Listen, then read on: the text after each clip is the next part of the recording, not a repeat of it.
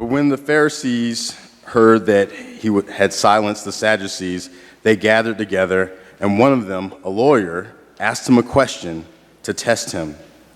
"Teacher, which is the great commandment in the law?" And he, Jesus, said to him, "You shall love the Lord your God with all your heart and with all your soul and with all your mind. This is the great and first commandment." But this is the kicker. He said, "And the second is like it. You shall love your neighbor as yourself. On these two commandments depend all the law and the prophets." Matthew 22, verses 34 to 40. And we bless our children as they go now to church school.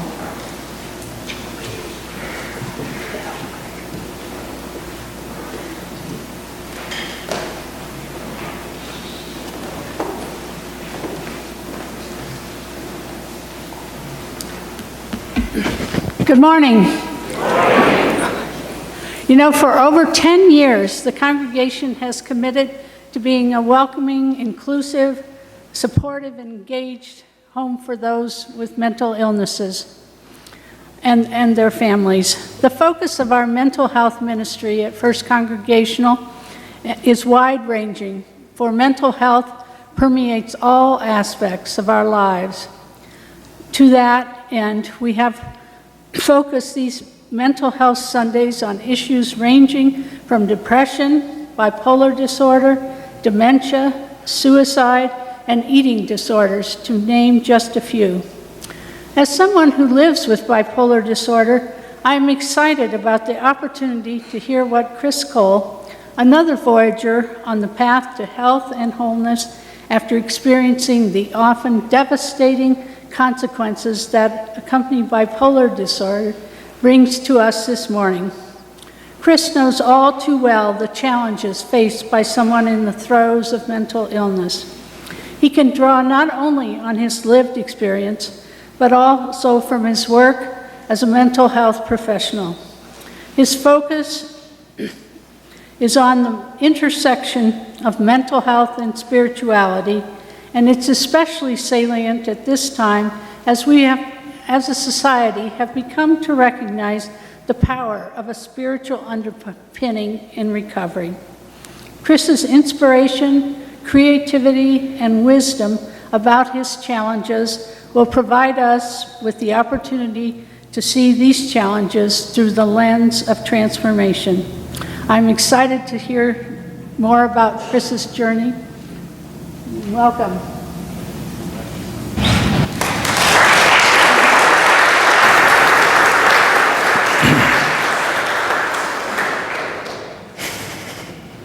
Thanks so much for having me. I'd like to start by saying I'm so blessed to have two hands and one heart, because when I think about mental health and spirituality, I see it as an unnecessary dichotomy that we're facing, not just in ourselves, but in our world. I'd like to start with this story. Actually, I wanted to tell you the last time I fancied being a preacher was actually on the lawn of the psychiatric unit. I had a Bible in my hand, and I was dressed up, and I had all these sunglasses on and necklaces and bright colored clothing on, and I wanted to just like open the Bible randomly to passages and read them out loud. And I watched as people started to take wider and wider turns around me to get to the door. And there's some lesson in humility there for me, which is even if I feel like I'm giving love, the way that that's received is not always in alignment with what I think I'm bringing. You know, so I'm always having to consider, what am I giving? How's it being received? My first trip to the psychiatric unit, I had a schizophrenic roommate. I didn't know he was schizophrenic at the time. I didn't know I had bipolar disorder at the time. I just went into the room, and this young man was sitting on his bed, and he was reading a Bible. And he looked up at me, and he said, "Why are you here?" And I was so disoriented, and I just said, I think I might be Jesus Christ. And he looks up at me very seriously, and he just penetrates me with his eyes, and he says, "How do you know you're not?" Which was terrifying. And he then takes out his Bible and he points to this scripture. He hands it to me, and it essentially says, it's for John 1:12, and it says, "But to all who believed in him and accepted him, he gave the right to become children of God." And I thought about that, and my mind just went blank. And I was both inspired and terrified. It also happened to buy me about 5 more days in the psych unit as I tried to sort out whether or not I was a child of God.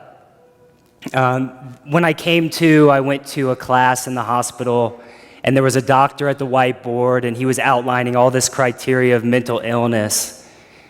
And I remember trying to even understand why I was there and what kind of hospital this was. Everything I knew about mental illness had to do with horror movies or insults that I had heard about people. And at one point he said, some people become so manic that they think they're the reincarnation of God. And I was like, whoa, I raised my hand, and he's like, yes. And I said, that happened to me. And he was like, well, you better talk to your doctor about that. So this issue of holding both my introduction to Christian mysticism from my schizophrenic roommate and also this sort of reduction of an encounter with God from a psychiatrist was very painful for me. I was left wondering, even in times of stabilization, how much of my experiences of unity, of bliss, of feeling like I could love anyone and anything, and that every cell in my body was made of love, how could I distinguish that from a brain or a nervous system that was struggling to stay connected and functioning in our world? It was very hard. And I sort of playfully say today that while I very readily accept treatment for my bipolar disorder, I also acknowledge that I have something like treatment-resistant spirituality, where no matter how much treatment I receive, no matter how depressed or manic or stable or emotionally dysregulated, I believe that I've encountered God. And I don't believe that I'm special for that. I'm immensely humbled by that. I believe that it's something that's available to all of us. And the extent to which we can move beyond our conditioned mind might be the extent to which we can know an unconditional love that we've been graced with. And I think about things like psychosis in that way. Psychosis for me has been the breakdown of my mental faculties to such an extent that I'm incoherent, I don't make sense, I'm having a hard time relating my reality to your reality, and it feels very disorienting, very confusing, both for me and for the people I interact with. And yet, I think about it as a kind of non-consensual way of transcending myself, or having a kind of mental fragmentation that might reveal a quality of my soul or reality of spirituality. I don't think there's ever been a more important time for me to very clearly say that I've had multiple psychotic episodes. I look out in the world and I see the news and I'm like, I feel scapegoated as someone that has experienced mental illness. I look at things like mass shootings, and I hear the messaging around the ways in which mentally ill people might be dangerous. I think about how hard it is to admit to a group of people, or even just someone that is a close friend, that I've had psychotic episodes, how painful that is. the ways in which I've internalized stigma around being broken or deficient or less than you all, less than my brothers, less than my neighbors, and how much harder it might be now for someone to get the help or admit that they need help if that's the way we're going to think about mental illness.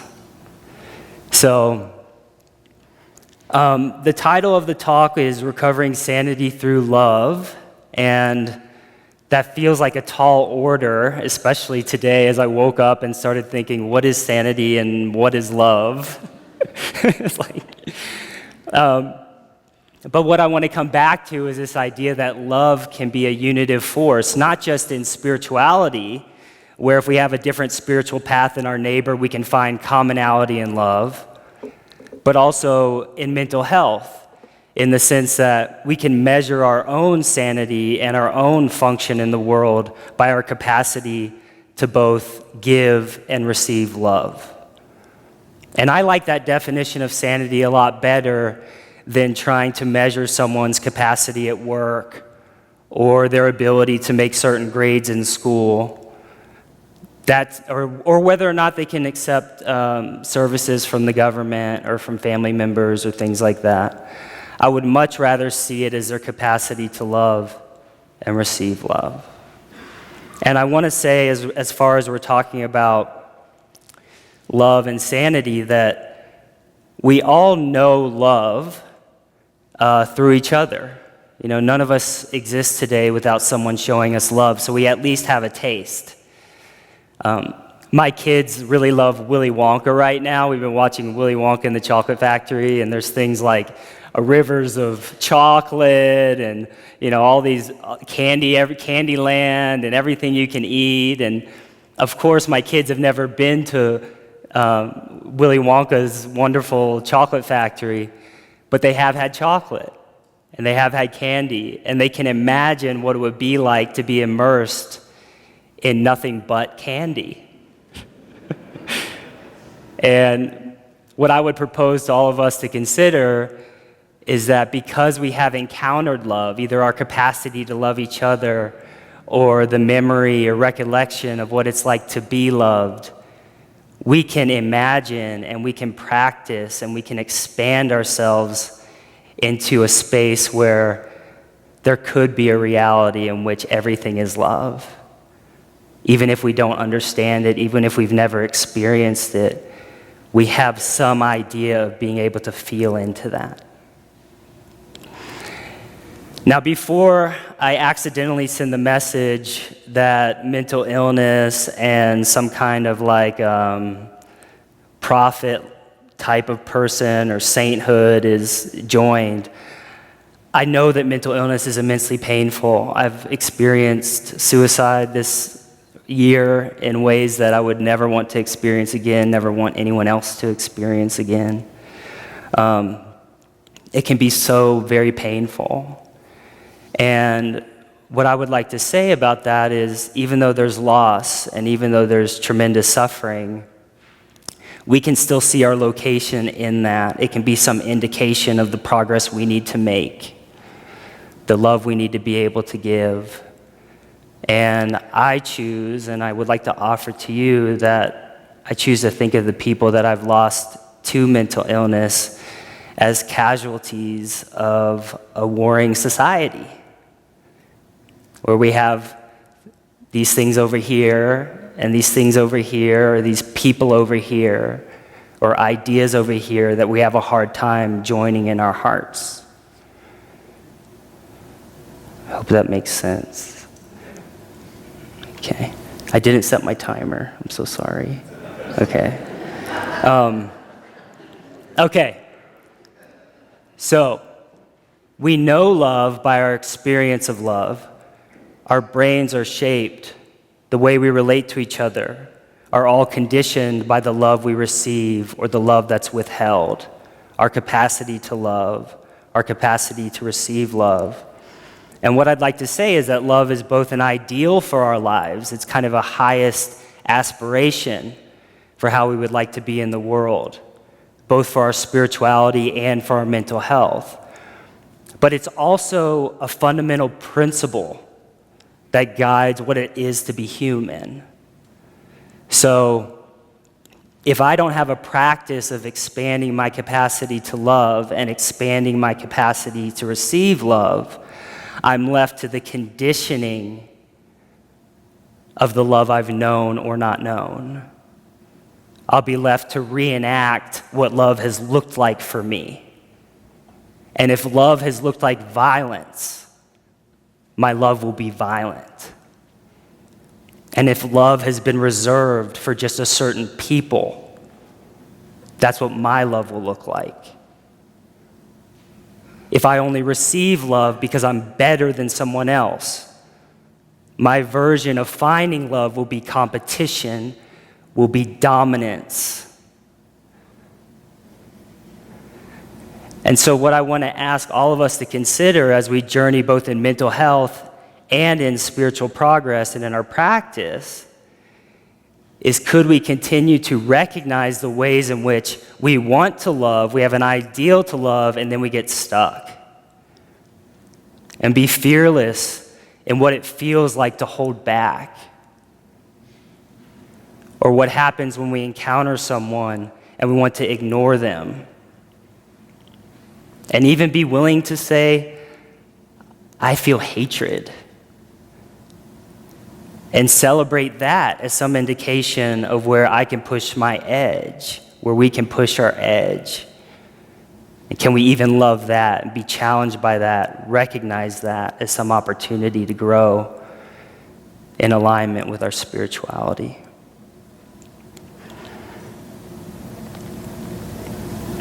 What I'd like to say is, sometimes myself and my journey of mental illness, I just need to make meaning even if it's completely nonsensical. I have to. So sometimes I have to just go, okay, if I'm the chosen one, if I'm the chosen one, how is that no different than anyone else? And I come to conclusions like we're all chosen. We're all meant to grow where we're planted. There's no two people that are alike. I'm never going to be walking the street and see another Chris Cole looking back at me. Unless maybe I need some different medication. But mostly I'm not going to see that. No two fingerprints, right? So we have this individuality, and we can find the universality in our spirituality in our ability to love from this location.